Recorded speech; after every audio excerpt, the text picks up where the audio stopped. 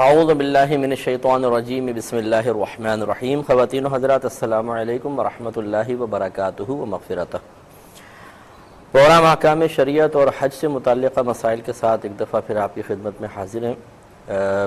پچھلے پروگرام میں آپ کی خدمت میں عرض کیا تھا کہ پہلے ہم حج تمتع کے بارے میں انشاءاللہ چند باتیں عرض کریں گے، کیونکہ اکثر جو ہمارے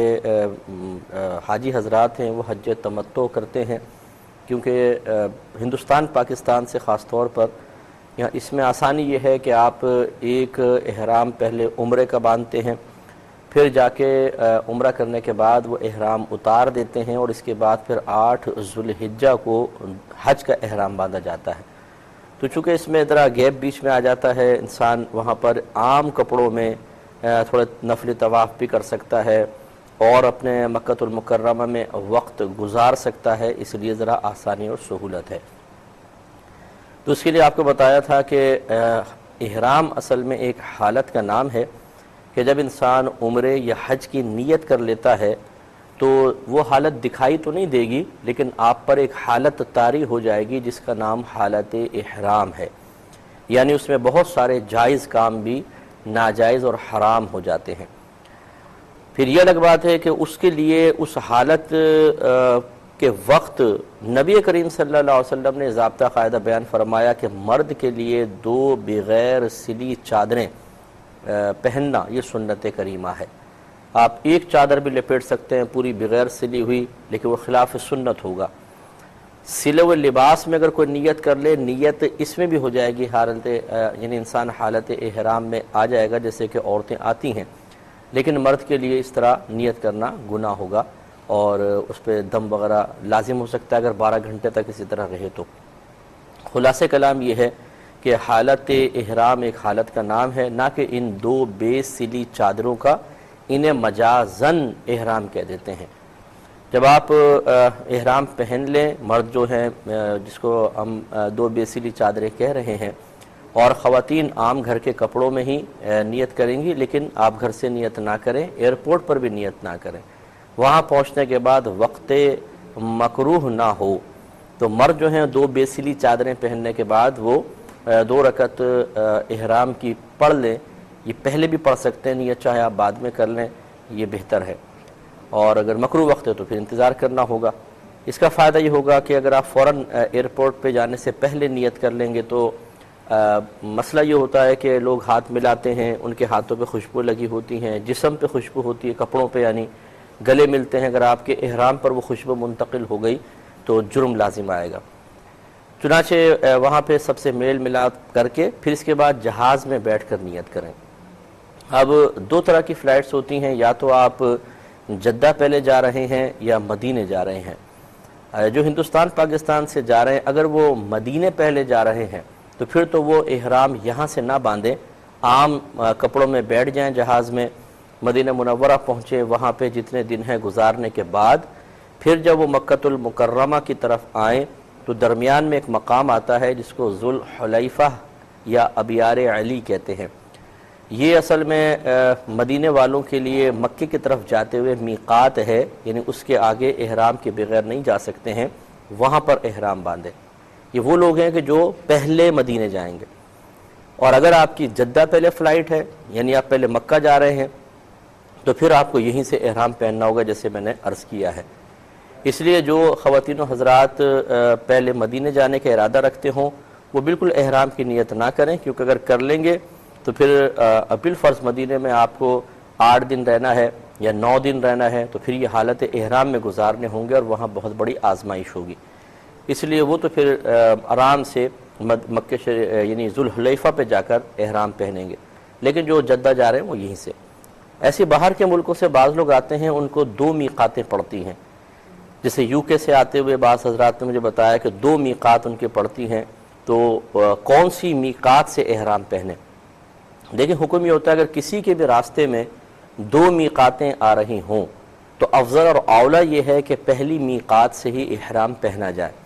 لیکن اگر کوئی پہلی سے نہیں پہنتا، دوسری سے پہنتا ہے تو پھر بھی اس کے لیے گنجائش ہے، اس میں کوئی حرج نہیں ہے، لیکن پہلی سے باندھنا افضل اور اولیٰ ہے۔ تو آپ فرض کر لیں کہ آپ پہلے مدینے گئے، تو پھر مدینے میں آپ ویسے آرام سے وقت گزاریں، احرام ابھی نہ پہنیں، پھر وہاں سے بسیں آپ کو ذوالحلیفہ لے کر آئیں گی، یعنی جو مدینے سے مکے کی طرف آتی ہیں تو وہاں پہ اسٹے کرتے ہیں، باتھ روم وغیرہ بھی ہیں، آپ آرام سے وہاں احرام پہنیں اور پھر مکے کی طرف روانہ ہوں، اور جو یہاں سے جدہ جا رہے ہیں وہ ویسے ہی پہن کر جہاز میں نیت کریں اور جدہ پہنچیں۔ باقی مسائل عرض کرتے ہیں۔ تو آپ کی خدمت میں گزارش کر رہے تھے کہ جو یہاں سے جدہ جائیں تو وہ احرام پہن کر جائیں گے، جدہ پہنچنے کے بعد پھر کسٹم وغیرہ کے جو تمام لوازمات ہیں ان سے فارغ ہونے کے بعد باہر نکلیں گے تو معلمین کی بسیں وہاں موجود ہوتی ہیں جو پھر آپ کو حرم لے کر جائیں گی۔ اب یہ جو جدہ پہ لوگ رکتے ہیں، لمبی لمبی لائنیں لگی ہوتی ہیں، ضروری تمام کارروائیاں کرنے میں بہت زیادہ ٹائم لگتا ہے، تو اکثر ایسے دیکھا ہے کہ جو حاجی حضرات ہوتے ہیں وہ صبر نہیں کر پاتے، لڑائی جھگڑا فتنہ فساد شروع ہو جاتا ہے، بعض اوقات تو مطلب نازیبہ کلمات بھی زبان سے نکلتے ہیں، لڑائی جھگڑے شروع ہو جاتے ہیں۔ تو کوشش یہی کرنی چاہیے کہ انسان جب حج کے لیے جائے، اس میں نبی کریم صلی اللہ علیہ وسلم نے یہی ارشاد فرمایا کہ جو حج کے لیے گیا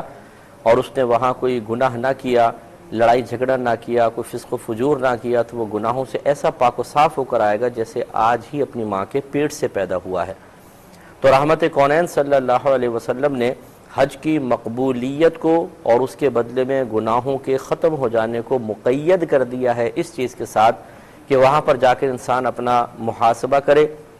بے صبری نہ کرے، صبر سے کام لے، دوسروں کی زیادتیاں برداشت کرے نہ کہ ظلم کرے، اور اپنی زبان کی حفاظت کرے نہ کہ نازیبہ کلمات اور خراب قسم کے کلمات زبان پر لائے۔ اگر کوئی اس سے جھگڑا کر رہا ہو تو خاموشی سے اپنی ہار مان لے ایک لمحے کے لیے انسان، اور کہ بھائی آپ بڑے والد کے، میں چھوٹے باپ کا ہوں، آپ جیتے میں ہارا، یہ حرم لڑائی جھگڑے کی جگہ نہیں ہے۔ لیکن وہاں پر ہم اپنی چودراہٹ دکھاتے ہیں، بعض اوقات جو جتنا صاحب منصب ہوتا ہے، جتنا جسمانی طاقت رکھتا ہے، جتنا افرادی قوت اس کے پاس ہوتی ہے، وہ اتنا ہی دہاڑتا ہے وہاں جا کر اور اپنے نیکیوں کو ضائع کرتا ہے اور گناہگار ہوتا ہے۔ اس کا ضرور خیال کرنا چاہیے۔ ایک مختصر سا وقف۔ اعوذ باللہ من الشیطان الرجیم، بسم اللہ الرحمن الرحیم۔ جوابات کی طرف آتے ہیں کیونکہ سوالات کافی سارے آ چکے ہیں۔ یہ بہن نے کویسچن کیا، مسز خان نے کینیڈا سے غالباً یہ کال کرتی ہیں، انہوں نے فرمایا، اور یہ ہماری بڑی ریگولر تو نہیں رہی ہیں بیچ میں، لیکن بہت پرانی کالر ہیں، جب سے شروع سے ہم پروگرام کر رہے ہیں اس وقت سے کال کر رہی ہیں۔ تو یہ انہوں نے کویسچن کیا تھا کہ اگر کوئی عورت اتحیات میں بیٹھ کر پھر جب تشہد کے لیے انگلی اٹھاتی ہے تو پھر وہ اس طرح بعض اوقات ہلاتی رہتی ہیں، تو اس کا کیا شرعی حکم ہے؟ دیکھیں، فقہ حنفی کے روشنی میں اور مستند جتنے بھی دلائل ہیں ان کی روشنی میں طریقہ سنت یہی ہے کہ اشہد ان لا الہ پہ اٹھائیں اور الا اللہ پہ گرا کے ہاتھ فوراً کھول دیں۔ اس طرح نہیں کرنا ہے کہ ہاتھ بند رکھ کے اور پھر یہ انگلی یوں ہلاتے رہیں، یہ سنت کے مطابق طریقہ نہیں ہے، آپ اس سے اجتناب کیجیے۔ ایک یہ بہن نے کویسچن کیا کہ بعض عورتیں خوب پھیل کر نماز پڑھتی ہیں، رکوع میں بھی ایسے ہی اور سجدے کے اندر، تو کیا یہ طریقہ صحیح ہے؟ دیکھیں، اگر آپ ہمارا درس بخاری دیکھ رہے ہو، آج کل یہی مسائل وہاں بیان ہو رہے ہیں، اور مستند ذرائع سے ہم نے آپ کی خدمت میں ذکر کیا کہ صحابہ کرام علیہم الرضوان خواتین کو سمٹ کر سجدہ کرنے کا حکم ارشاد فرمایا کرتے تھے، خصوصاً حضرت علی رضی اللہ تعالی عنہ یہ منع فرماتے تھے کہ عورتیں پھیل کے سجدہ کریں۔ مسئلہ یہ ہے کہ کھل کر سجدہ کرنا یہ سنت کریمہ ہے، اور عورت کو اپنے جسم اور ستر کی غیر مردوں یا دوسروں کی نگاہوں سے حفاظت یہ لازم اور فرض اور ضروری ہے۔ تو سنت کے ارتکاب کے، فرض کے ارتکاب کے لیے سنت تو چھوڑی جا سکتی ہے، لیکن سنت پوری کرنے کے لیے فرض اور واجب کی طرف سے توجہ نہیں ہٹانی ہوگی۔ لہٰذا بہنوں کو چاہیے کہ وہ سمٹ کے ہی سجدہ کریں۔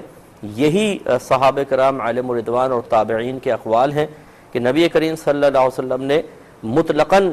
سجدے کا ذکر فرمایا، مرد و عورت کا فرق نہیں کیا، اس کا کوئی انکار نہیں کر سکتا، لیکن جب صحابہ کرام علیہم الرضوان کوئی طریقہ بیان فرمائیں تو وہ اپنے پاس سے تو بیان کر نہیں سکتے، کیونکہ عبادات میں قیاس نہیں چلتا ہے۔ تو یہی کہا جائے گا کہ وہ یقیناً نبی کریم صلی اللہ علیہ وسلم کے سے سن کر ایسا کہہ رہے ہیں، یا پھر مزاج رسول صلی اللہ علیہ وسلم کو وہ جانتے ہیں کہ سرکار نے جو کلام فرمایا وہ مخصوص افراد کے لیے ہوگا، اور جو دیگر جنس ہے یا دیگر افراد ہیں ان کے لیے الگ حکم ہے۔ تو لہذا صحابہ کرام علیہم الرضوان کا یہی مسئلہ ہے، انہوں نے یہی، تابعین بھی اس طرح فرمایا کرتے تھے کہ عورتیں سمٹ کے سجدہ کریں، لہذا ہماری بہنوں کو چاہیے کہ سجدے میں خوب پھیل کے نہ کریں۔ لیکن اس کو وجہ تنازع نہ بنایا جائے۔ اگر کوئی بہن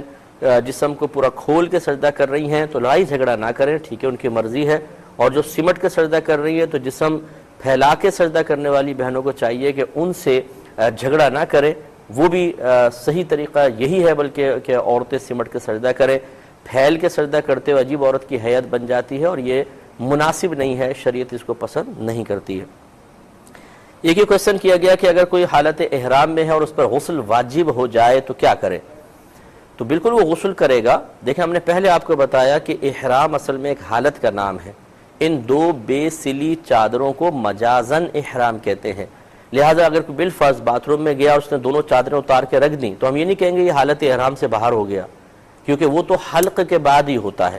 تو لہٰذا اگر غسل واجب ہو جائے تو بالکل وہ جا کے غسل کرے گا باقاعدہ، اور اس میں تمام اپنے فرائض وغیرہ پورے کرے گا۔ اس کے بعد اگر یہ بالفرض چادریں ناپاک ہو گئی تھیں، اتنا حصہ پانی سے پاک کر لیں، ان چادروں کو دوبارہ یوز کر سکتے ہیں، اور اگر وہ ایکسٹرا کوئی اپنا پیئر لے کر گیا ہے، دو چادریں اس کے پاس الگ موجود ہیں، تو پھر وہ ان کو رکھ دیں اور ان کو یوز کر لیں۔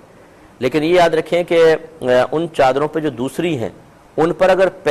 حالت احرام میں آنے سے پہلے اس نے خوشبو لگائی تھی تو اب ان کو پہننے میں کوئی حرج نہیں، مسئلہ نہیں ہے، لیکن ایسا نہیں کر سکتا کہ یہ سوچے کہ یار نئی چادریں ہیں چلو ان پر خوشبو لگا کے پہن لوں، کیونکہ یہ پہلے حالت احرام میں ہے، اب اگر ان پہ خوشبو لگا کر پہنے گا تو یہ گویا کہ حالت احرام میں خوشبو لگانا ہوا، تو اس سے دم وغیرہ لازم ہو سکتا ہے۔ آگے بیان انہوں نے پوچھا کہ اگر کوئی حالت احرام میں ہے، واجب غسل نہیں، ویسے ہی اگر وہ ٹھنڈک کے لیے کرنا چاہے تو کر سکتا ہے، تو بالکل کر سکتا ہے۔ اس کا جواب بھی وہی ہے کہ دو بے سلی چادروں کے اتار دینے سے انسان حالت احرام سے باہر نہیں آ جاتا، وہ حالت اپنی جگہ قائم رہتی ہے۔ وہ جب آپ عمرہ وغیرہ کر کے حلق کروائیں گے یا قصر کروائیں گے، کینچی سے بال کٹوائیں گے، اس وقت پھر انسان وہ حالت احرام سے باہر آتا ہے۔ تو لہٰذا آپ ٹھنڈک کے لیے غسل بھی بالکل کر سکتے ہیں، جب بہت شدید گرمی ہوتی ہے جیسے بعض اوقات تو جا کے غسل آپ بالکل کر سکتے ہیں۔ بلکہ یاد رکھیں کہ میدان عرفات میں جب آپ پہنچتے ہیں تو وہاں پر غسل کرنا سنت مبارکہ ہے، لیکن اگر آپ کو پانی میسر نہیں ہے تو کم از کم علماء نے لکھا کہ وضو کر لیں۔ اب یقینی سی بات ہے جب وہاں میدان عرفات میں پہنچیں گے، حالت احرام میں ہے، وہاں تو غسل سنت مبارکہ ہے، لہٰذا اس سے معلوم ہوا کہ حالت احرام میں غسل وغیرہ کرنے سے کوئی فرق نہیں پڑتا ہے۔ یہ کہتے ہیں کہ کیا کسی بھی جگہ جا کے ترک جماعت کرنا گناہ ہے؟ دیکھیں ترک جماعت اگر بلا عذر ہو تو یقیناً گناہ ہوتا ہے، اور اگر صحیح عذر کی بنا پر ہو، مثال کے طور پہ کسی امام میں کوئی شرعی قباحت ہے، یا مثال کے طور پر کوئی امام ایسا ہے کہ وہ آپ کے فقہ سے تعلق نہیں رکھتا ہے اور آپ کی نگاہوں کے سامنے اس نے کوئی ایسا کام کیا ہے کہ جس کی بنا پر آپ مثال کے طور پہ فقہ حنفی سے تعلق رکھتے ہیں، تو آپ کا فقہ حنفی یہ کہتا ہے کہ یا تو اس کا وضو نہیں یا نماز نہیں۔ مثال کے طور پر اگر کوئی ایسا امام ہے کہ آپ کے سامنے وضو کر رہا تھا اور اس نے تھوڑا سا پانی لے کے بس یوں اتنے سر پہ ہاتھ پھیر دیا، جیسے امام شافعی رحمۃ اللہ علیہ 3 بالوں کا مسح بھی کافی قرار دیتے ہیں، اور آپ نے دیکھ لیا، تو اب حنفی کے نزدیک کم از کم 1/4 سر کا مسح کرنا فرض ہے، تو اس امام نے گویا کہ مسح کا فرض تو پورا ہی نہیں کیا، جب نہیں کیا تو یہ بے وضو ہے، اور بے وضو امام کے پیچھے کیسے نماز پڑھے گا انسان؟ اس طرح فقہی اختلاف بھی ہو سکتا ہے، اور اسی طرح انسان کے ساتھ آزار ہو سکتے ہیں، اس کی طبیعت خراب ہے، بیمار ہے، شدید بارش ہو رہی ہے، آندھی ہے، طوفان ہے، یا اسی طرح بہت ہی زیادہ گرمی ہے اور یہ شخص وہ گرمی برداشت نہیں کر سکتا ہے، دھوپ میں نکلتا ہے تو بے ہوش ہو کے گر جاتا ہے، تو یہ تمام ترک جماعت کے لیے عذر ہیں۔ اب چاہے یہ آزار حرم میں ہو یا غیر حرم میں، ترک جماعت کے لیے عذر بنتے ہیں۔ ایک انہوں نے کہا کہ اگر کوئی حالت سفر میں ہو تو کیا اس پر جماعت واجب ہے؟ دیکھیں بعض فقہا نے تو لکھا ہے کہ واجب ہے، لیکن صحیح مسئلہ یہی ہے کہ جب اس پہ جمعہ واجب نہیں تو جماعت کیسے واجب ہوگی؟ لہٰذا اگر کوئی حالت سفر میں ہے تو مسافر جماعت سے نماز نہ بھی پڑھے تو گناہ گار نہیں ہوگا، لیکن اگر کہیں تمام شرائط کے ساتھ صحیح جماعت ملتی ہے تو بالکل اس کو پڑھنی چاہیے۔ ایک انہوں نے کہا کہ اگر کسی لڑکی کی خلوت صحیحہ ہو چکی ہے لیکن ابھی رخصتی باقاعدہ نہیں ہوئی اور مرد نے اس کو طلاق دے دی تو وہ عدت کہاں گزارے گی، سسرال میں یا میکے میں؟ دیکھیں مسئلہ یہ ہوتا ہے کہ جب اس طرح طلاقیں وغیرہ دی جاتی ہیں تو شرعی حکم تو یہی ہوتا ہے کہ اگر رخصتی ہو گئی ہے یا خلوت صحیحہ ہو گئی ہے تو لڑکی سسرال میں ہی شوہر کے گھر میں اس کو عدت گزارنی چاہیے۔ لیکن ہمارے ہاں صورتحال یہ ہے کہ اب کون شرعی احکام کی پیروی کرتا ہے؟ لڑائی جھگڑا ہو تو کہتے 2 منٹ میں کہتے ہیں گھر سے باہر نکلو اور چلو باہر یہاں سے. تو ایسی اگر صورتحال ہو کہ ویسے تو سسرال میں کرنا چاہیے، لیکن اگر وہاں پر کوئی بے پردگی کے مسائل ہیں، لڑکی کو اپنی عزت کا مسئلہ محسوس ہو، تو شوہر سے کہا جائے گا اس کو قریب ترین کسی گھر کے اندر منتقل کیا جائے، مثلا کوئی کرائے پہ گھر لے کے اس میں رکھا جائے اور لڑکی کے میکے والے اس کے ساتھ وہاں گھر رہائش رکھیں. اور اگر ایسا بالکل بھی نہیں ہے، شوہر راضی نہیں ہو رہا، تو پھر لڑکی اپنے میکے میں آ کے بالکل عدت پوری کر سکتی ہے. یہ کہتے ہیں کہ کسی نے یہ کہا کہ جب سالی سے نکاح نہیں ہو سکتا تو اس سے پردہ کیوں کیا جائے؟ دیکھیں مسئلہ یہ ہے کہ نکاح کسی سے حرام ہونا 2 طرح کا ہوتا ہے. ایک حرمت دائمی ہوتی ہے، ایک حرمت عارضی ہوتی ہے. دائمی حرمت تو وہ ہوتی ہے کہ جو ہمیشہ ہمیشہ کے لیے عورت حرام ہو، جیسے والدہ ہے، بہن ہے، ساس ہے، ان سے ہمیشہ ہمیشہ کے لیے نکاح کرنا حرام ہے. لیکن بعض حرمتیں عارضی ہوتی ہیں، یعنی کسی وجہ سے فی الوقت تو نکاح کرنا حرام ہے، لیکن اگر وہ سبب اور ذریعہ اور وسیلہ یا وہ جو علت ہے وہ ختم ہو جائے تو ابھی نکاح جائز ہو جائے گا. تو لہٰذا سالی یہ دوسری کیٹیگری میں آتی ہے کہ مثال کے طور پہ جب تک بیوی اس کے نکاح میں ہے اور زندہ ہے تب تک تو سالی سے نکاح حرام ہے. لیکن آج اگر یہ اپنی بیوی کو طلاق دے دے،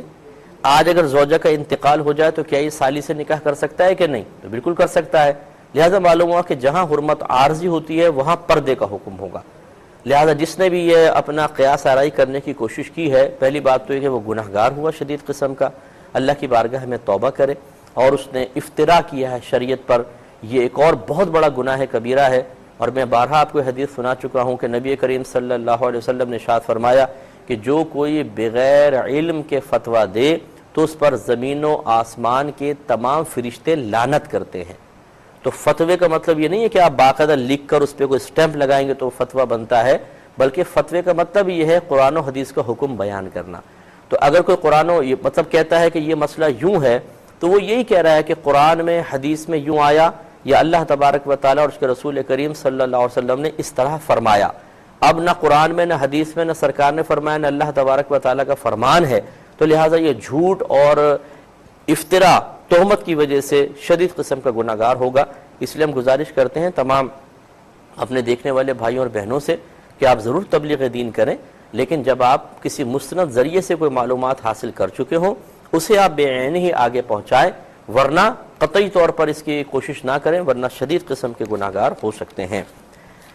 ایک یہ کہتے ہیں کہ بعض اوقات یہ اسٹیج پر دلہا اور دلہن کو بٹھا دیا جاتا ہے، پھر گانے وغیرہ بھی چلا دیے جاتے ہیں، لوگ دیکھ رہے ہوتے ہیں، اس کا کیا شرعی حکم ہے؟ دیکھیں یقینی سی بات ہے کہ دلہا کو مردوں میں بٹھانے میں تو کوئی مسئلہ نہیں ہے، لڑکی کو عورتوں میں بٹھانے میں کوئی مسئلہ نہیں ہے. خرابی وہاں پیدا ہوتی ہے کہ جب دلہا کو عورتیں جا کر نہ صرف دیکھ رہی ہوتی ہیں بلکہ جا کے اس کو چٹکیاں بھر رہی ہوتی ہیں، مذاق مستیاں کر رہی ہوتی ہیں. وہ بیچارہ اس وقت قربانی کا بکرا بنا ہوتا ہے، ہل بھی نہیں سکتا، اور ان کو مزے آ جاتے ہیں، اور پھر فوٹویں کھنچوانا اور پھر اور ہلڑ بازی حرکتیں کرنا. اسی طریقے سے مردوں میں بعض اوقات دلہن کو بٹھا دیا جاتا ہے، مکس گیدرنگ ہوتی ہے، یہ یقیناً شریعت اس کو ناپسند کرتی ہے. اور گانے اس قسم کے فحش گانے بعض اوقات ہوتے ہیں جو فلموں کے ہوتے ہیں اور ان میں الٹے سیدھے اشعار ہوتے ہیں، یہ بالکل اس طرح کی کوئی بھی چیز نہ استعمال کی جائے تو بہتر ہے. بعض لوگ کہتے ہیں کہ یار یہ تو مولوی لوگ پتہ نہیں کیا زندگی تنگ کریں گے، کیا کریں گے، لیکن ہماری گزارش یہ ہے کہ یہ موقع ایسا ہوتا ہے جس میں زیادہ سے زیادہ اللہ تبارک و تعالیٰ کی طرف سے رحمتیں سمیٹنی چاہیے، برکات پیدا کرنے والے کام کرنے چاہیے. ہماری شادیوں میں بعض اوقات اتنے نافرمانی والے کام ہوتے ہیں، اتنے زیادہ اللہ تبارک و تعالیٰ کے احکام کے خلاف ہم چلتے ہیں کہ بے برکتی پیدا ہوتی ہے، اور اس کے اثرات کچھ عرصے بعد گھر میں ظاہر ہوتے ہیں. لڑائی جھگڑا فتنہ فساد، یہ بعض اوقات ہم سمجھ نہیں پاتے، ہم اس کے دیگر مطلب اسباب اور ذرائع پیدا کر لیتے ہیں. بھی ضرور جادو ہو گیا ہے، کسی نے تعویذ کرایا ہے، کسی نے ٹونا کرایا ہے، بہو کہہ رہی ہے یہ ساس ہے، یہ بڑھیا مرے تو کچھ ہم سکون سے رہیں، ساس کہہ رہی ہے کالے سر والی آئی ہے تو اس نے میرے بیٹے کو مجھ سے جدا کر لیا، اللہ اس کو تباہ کر دے. نندے وہ اس طرح بھابھی پہ الزام، اور یہ بھابھی صاحبہ جو ہیں وہ نندوں کے اوپر. تو یہ بعض اوقات اس قسم کے ناجائز امور جو ہم نے خوشی کے وقت اللہ تبارک و تعالیٰ کے احسانات کو فراموش کر کے اختیار کیے ہوتے ہیں، ان کا وبال ہوتا ہے اور ہمیں محسوس نہیں ہو رہا ہوتا. تو یقینی سی بات ہے، دیکھیں جب آپ نیکی کرتے ہیں تو برکت پیدا ہوتی ہے اور اللہ تعالیٰ اس کی برکت سے دنیا اور آخرت میں نوازتا ہے. تو کیا برائی کرنے سے بے برکتی پیدا نہیں ہوگی؟ کیا برائی کرنے سے مطلب گھر میں فتنہ فساد نہیں ہوں گے؟ ہوتے ہیں، اس کا ذرا خیال کرنا چاہیے۔ مختصر سے بریک پر بسم اللہ الرحمن الرحیم، ایک یہ کویسچن کیا تھا کہ کیا طلاق کے علاوہ کچھ اور بھی ایسی چیزیں ہیں جن سے نکاح ٹوٹ جاتا ہے؟ تو بالکل ٹوٹ جاتا ہے، کچھ اور بھی اسباب ہوتے ہیں۔ مثال کے طور پہ ارتداد، یعنی عورت یا مرد میں سے کوئی ایک کوئی کفر اختیار کر لے، معاذ اللہ مرتد ہو جائے، کوئی ایسا عمل کر لے کہ جس سے وہ اسلام سے باہر ہو جاتا ہے، تو اس سے نکاح ٹوٹ جاتا ہے۔ دوسرا مصاہرت ہے، اس سے حرمت پیدا ہوتی ہے۔ مثال کے طور پر خدا نخواستہ سسر غلط نیت کے ساتھ بہو کو ہاتھ لگا دے، یا بہو سسر کو ہاتھ لگا دے، یا داماد ساس کو یا ساس داماد کو ہاتھ لگا دے، تو ان میاں بیوی کا رشتہ ختم ہو جائے گا۔ لیکن یاد رکھیں کہ داماد اگر ساس کو ہاتھ لگائے یا ساس داماد کو، تو فوراً نکاح ختم ہو جاتا ہے، یعنی میاں بیوی کا نکاح ٹوٹ جائے گا۔ بہو سسر کو ہاتھ لگائے فوراً ٹوٹ جائے گا، لیکن اگر سسر اپنی بہو کو غلط نیت سے ہاتھ لگائے تو اس میں نکاح اس وقت ٹوٹتا ہے جب شوہر بیوی کی تصدیق کر دے، یعنی شوہر یہ کہے کہ ہاں جو میری بیوی کہہ رہی ہے صحیح کہہ رہی ہے، تب نکاح ٹوٹے گا۔ اگر شوہر تصدیق نہیں کرتا کہ نہیں میں نہیں مانتا ہوں کہ میرے والد صاحب ایسے کرتے ہیں، نہ لڑکی کے پاس کوئی گواہ وغیرہ ہے، تو نکاح باقی رہے گا۔ لیکن بہرحال حرمت مصاہرت سے، یعنی اس طریقے سے ایک دوسرے کو بری نیت کے ساتھ چھونے سے نکاح ختم ہو جاتا ہے، اور یہ ایسی حرمت ہوتی ہے کہ پھر کبھی ختم نہیں ہوتی۔ ایسی ایک ہے ایلا۔ ایلا کا مطلب یہ ہوتا ہے کہ شوہر قسم کھا لے کہ میں 4 ماہ تک اپنی زوجہ کے قریب نہیں جاؤں گا، 4 ماہ، یا پھر ایسی قسم کھائے کہ دائمی طور پر ایسا ہو، مثلا کوئی معاذ اللہ قسم کھا لے کہ میں اپنی زوجہ سے 4 ماہ تک قربت نہیں کروں گا، یا میں کبھی قربت نہیں کروں گا، تو اگر یہ 4 ماہ کے اندر اندر قربت کر لیتا ہے تو یہ قسم ہوتی ہے، قسم ٹوٹ جائے گی، اس کا کفارہ ادا کرنا ہوگا۔ لیکن اگر یہ 4 ماہ تک نہیں کرتا تو پھر نکاح ختم ہو جاتا ہے۔ تو اس سے بعض لوگ یہ سمجھتے ہیں کہ شاید اگر میاں بیوی کافی عرصہ دور رہے تو نکاح ختم ہو جاتا ہے، ویسے نہیں ہوتا۔ قسم یہ جو ایلا ہے، یہ قسم کھا کر دور ہوں گے تب ہوتا ہے 4 مہینے کے بعد۔ ویسے جو شوہر وغیرہ کمانے کے لیے باہر جاتے ہیں، 1 سال 2 سال 3 سال باہر رہتے ہیں، ان کے اس طرح جدا رہنے سے نکاح پہ کوئی فرق نہیں پڑتا۔ باقاعدہ پہلے قسم کھائی ہو پھر اس کے بعد فرق پڑے گا۔ ایک اس طرح ہوتا ہے لعان کہلاتا ہے۔ لعان کا مطلب یہ ہوتا ہے کہ شوہر بیوی پر زنا کی تہمت لگا دیتا ہے، مثلا اپنے بچے کا انکار کر دے، یا صراحتاً بیوی کو کہے کہ تم نے کوئی غلط کام کیا ہے کسی غیر مرد کے ساتھ، اور پھر وہ عورت اگر اس وقت تو یہ حکومت اسلامیہ نہیں ہے، نہ قاضیوں کا دور ہے، لیکن شرعی طور پہ حکم یہی ہے، قرآن میں موجود ہے کہ اگر یہ لڑکی جا کر قاضی صاحب سے کہتی کہ جی میرے شوہر نے الزام لگایا ہے، تو پہلے دونوں کو قاضی صاحب بلا کر اور عورت سے کہیں گے کہ بھئی آپ شوہر کے یہ مانتی ہیں؟ وہ کہے گی کہ نہیں میں الزام نہیں مانتی ہوں۔ تو تمہارے پاس کوئی گواہ ہے؟ شوہر سے پوچھیں گے تمہارے پاس گواہ ہے اس کو ثابت کرنے کو؟ وہ کہے گا گواہ بھی نہیں ہے، لیکن الزام لگا چکا ہے۔ تو ان میں آپس میں لعان کروایا جائے گا، یعنی شوہر 4 مرتبہ گواہی دے گا اس بات کی کہ میں اپنے قول میں سچا ہوں،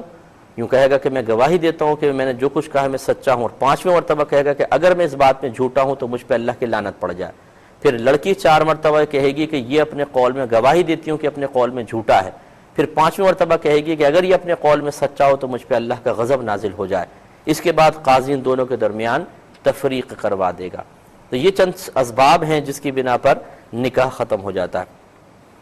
ایک نے کہا کہ ان کا بچہ چھوٹا تھا، کسی وجہ سے بیمار ہوا تو اسے کسی شخص کا خون بلڈ چڑھایا گیا، اب یہ نہیں معلوم کہ وہ مسلمان ہے یا غیر مسلم، تو کیا حکم شرع ہوگا؟ دیکھیں مسئلہ یہ ہے کہ بہن اگر آپ کو اس میں کوئی ڈاؤٹ محسوس ہو بھی رہا تھا تو کوشش یہی کرنی چاہیے کہ ان کے احکام پہلے معلوم کریں، تاکہ مطلب جب بچے کو چڑھانے والے تھے اس وقت کسی سے کانٹیکٹ کر لیتے تو بہت اچھا تھا۔ دوسری بات یہ ہے کہ اگر آپ کو پتہ چل جائے کہ یہ مسلمان کا بلڈ ہے یہ غیر مسلم کا ہے، تو بہتر یہ ہے کہ مسلمان کو مسلمان کا بلڈ چڑھایا جائے۔ وجہ اس کی یہ ہے کہ غیر مسلم ان سے ناراض نہ ہو۔ ہمارا مذہب اسلام کسی کو حقیر نہیں سمجھ رہا ہے، لیکن مسئلہ یہ ہے کہ ہمارے ہاں غذا کا الگ ایک کانسیپٹ ہے، تصور ہے، دوسروں کے ہاں حرام حلال کا کوئی تصور نہیں ہے، لہٰذا غیر مسلم بہت ساری حرام چیزیں کھاتے ہیں جو ہمارے مذہب میں حرام ہیں، اور اس کو کھانے پینے سے یقینی سی بات ہے وہ بلڈ بنے گا اور وہ مسلمان کے اندر جائے گا۔ تو جو کچھ ہم کھاتے ہیں، جو بلڈ میں جو اس سے بلڈ بنتا ہے، اس کے ضرور اثرات طبیعت پر مرتب ہوتے ہیں۔ لہٰذا اگر غیر مسلم کا بلڈ چڑھایا جائے گا تو ضرور اس کی وجہ سے جب وہ ہمارے خون میں شامل ہوگا تو ضرور کچھ نہ کچھ منفی اثرات مرتب ہوں گے۔ اس اعتبار سے اگر دو قسم کے بلڈ ہوں اور آپ کو پتہ چل جائے تو مسلمان کے بلڈ کو فوقیت دیں،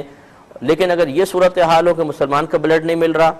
اس صورت میں، یا پتہ ہی نہیں کس کا ہے، تو دونوں صورتوں میں پھر آپ بالکل استعمال کر سکتے ہیں ہر قسم کے بلڈ کو، اور اللہ تبارک و تعالی انشاءاللہ کرم فرمائے گا، یعنی درگزر فرمائے گا، کوئی ایسی انشاءاللہ بے برکتی پیدا نہیں ہوگی۔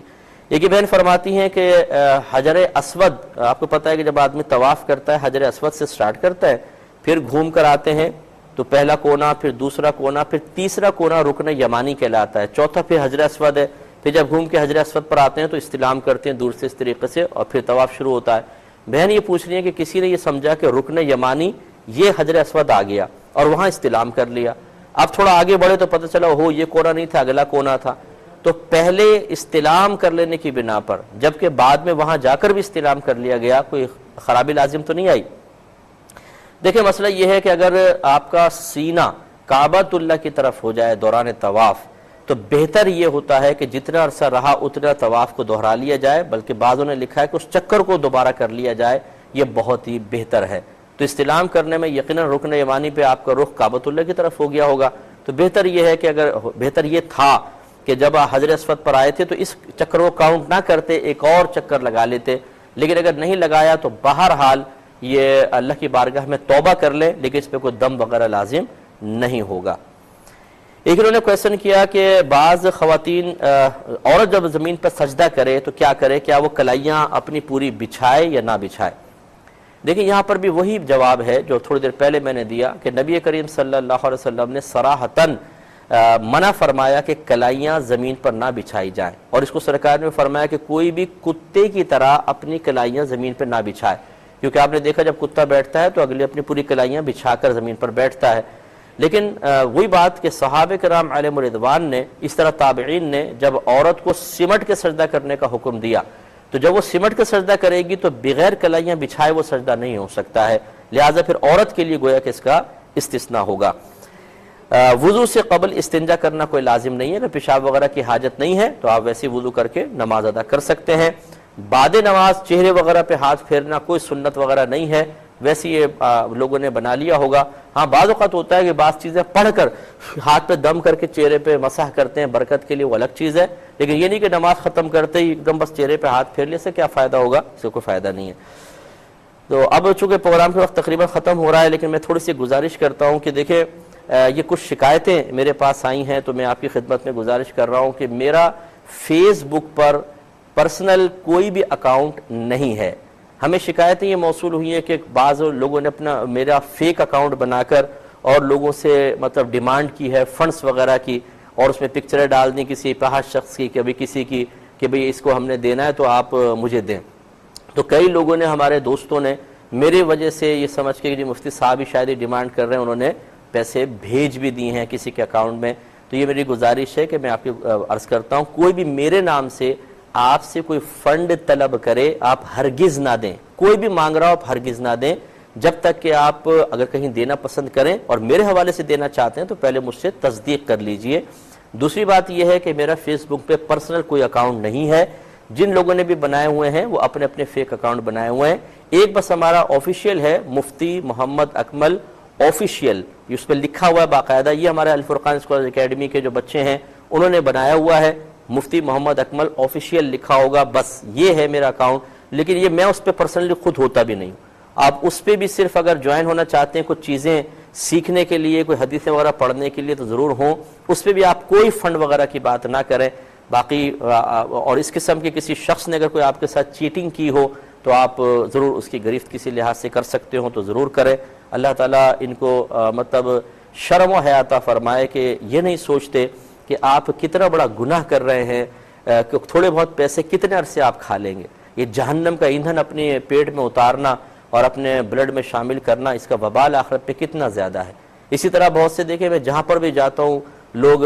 کیمراز وغیرہ ڈیجیٹل کیمراز سے جی مجھ سے ایک پکچر کھنچوا لیں، ایک پکچر کھنچوا لیں، اب وہ منع کریں تو ناراض ہو جاتے ہیں، کھڑے ہو جاتے ہیں۔ اب وہ کیا کرتے ہیں، اس کو ڈال کے فیس بک وغیرہ پر یہ ثابت کرنے کی کوشش کرتے ہیں کہ ہم مفتی صاحب سے بڑے قریب ہیں کہ دیکھیے یہ پکچر کھینچی ہوئی ہے۔ ایسے ایک صاحب نے کسی نے ڈال کر اور وہ فنڈ مانگنا شروع ہو گئے۔ کہ ہمیں دے، وہ میرے نام سے نہیں مانگا، لیکن یہ کہ ہمیں فنڈ دے، پکچر میری ساتھ بیٹھ کر کھنچوا کے وہ ڈلوا دی وہاں پر، اب مجھے نہیں پتا ہوتا یہ کہاں ڈالیں گے کہاں نہیں۔ تو آپ کسی بھی چیز پر اعتماد نہ کریں، آخر میں میرا ای میل ایڈریس چلتا ہے، کوئی بھی اس طرح معاملہ کرے تو خدا را ابھی بلکہ چل بھی رہا ہے تو آپ مجھے ضرور انفارم کر دیں۔ اگر آپ نے میرے حوالے سے کسی جگہ کسی کو فنڈ دینا ہے تو تصدیق کے لیے ایک دفعہ اس پر ایک ای میل کر دیجئے کہ مفتی صاحب ہم آپ کے نام سے کسی جگہ دے رہے ہیں، کیا یہ صحیح ہے غلط ہے، تو میں آپ کو انشاءاللہ بتا دوں گا۔ تو اس سے ذرا تھوڑا سا اجتناب کریں اور اس بات کو جتنا آپ عام کر سکتے ہیں کریں۔ میں انشاءاللہ اور بھی اس کے لیے اقدامات کر رہا ہوں، لیکن یہ اس طرح کی چیٹنگ کی باتیں ہمارے سامنے آئی ہیں تو میں آپ کی خدمت میں گزارش کر رہا ہوں۔ اب اپنے میزبان کو، ہماری کیو ٹی وی کی پوری ٹیم کو اجازت مرحمت فرمائیں۔ آپ ہمارے لیے دعا کیجئے، ہم آپ کے لیے دعا گو ہیں کہ اللہ تبارک و تعالیٰ آپ کو درجات کی بلندی عطا فرمائے، تا حیات رزق حلال اتنی وافر مقدار میں عطا فرمائے جو آپ کی اور آپ کے ذریعے دوسروں کی ضرورتوں کو بھی پورا کر دے، آمین۔ وآخر دعوانا ان الحمدللہ رب العالمین۔